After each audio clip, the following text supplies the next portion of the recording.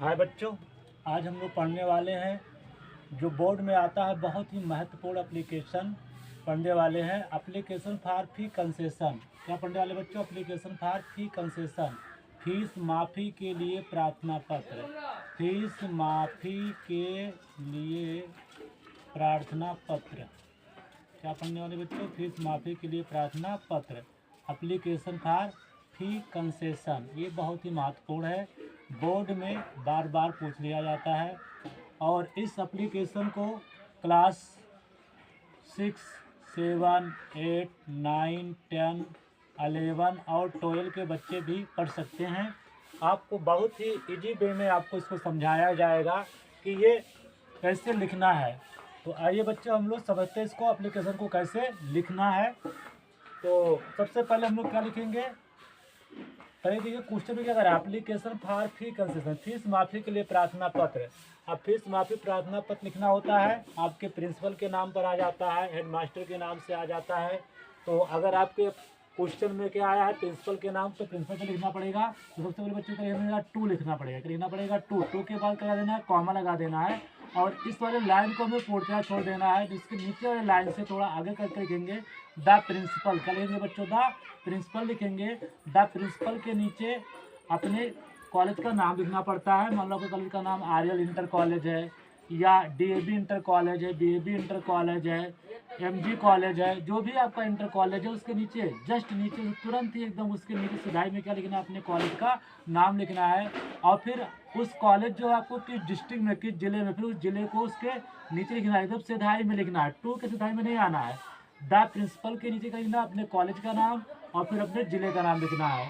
तो जैसे मेरा जिला क्या है, बलरामपुर, तो मैंने लिख दिया बलरामपुर। फिर इसके बाद इसका जो चौथा टॉपिक होता है बच्चों, होता है सब्जेक्ट। किस सब्जेक्ट को लिखा जा रहा है? Application for fee concession, fees माफ़ी के लिए प्रार्थना पत्र।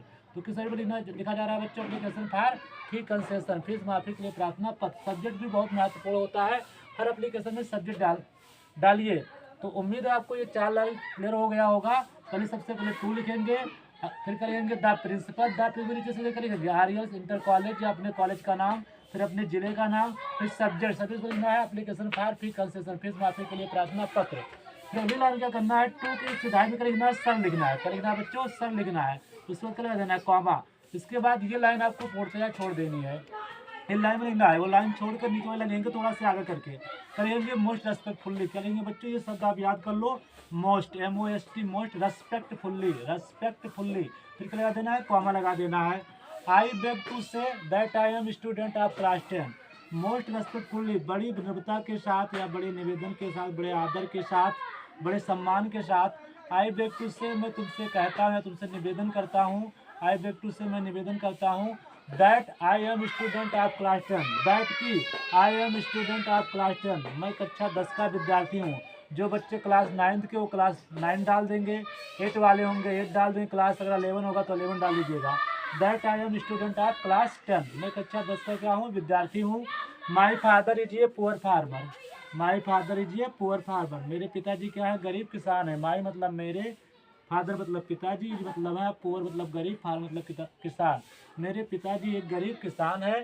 सो ही कैन नॉट पे माई स्कूल फीस, सो मतलब इसलिए, ही माने वो, कैन नॉट, कैन मतलब सकते, नॉट मतलब नहीं, पे मतलब चुकाना या अदा करना, माई स्कूल फीस मतलब मेरे स्कूल का फीस, इसलिए वो मेरे स्कूल का फीस अदा नहीं कर सकते या जमा नहीं कर सकते। लास्ट ईयर, पिछले साल, आई इंजॉयड फ्री से, आई मतलब मैंने, इंजॉय फ्री से मतलब पूरा फीस माफ़ी का। तो पिछले साल मैंने पूरा फीस माफ़ी का एंजॉय लिया था, अर्थात मेरी पूरी फीस माफ़ कर दी गई थी। I got 95% marks in the class 9, I got मैंने प्राप्त किया था 95% मार्क, कितने परसेंट? 95% मार्क इन क्लास 9, कहा क्लास 9 में। जो बच्चे ने यहाँ पर क्या लिखेंगे? 11th लिखेंगे, वहाँ यहाँ पर 10th डाल देंगे। जो यहाँ पर 12th लिखेंगे वो यहाँ 11 डाल देंगे।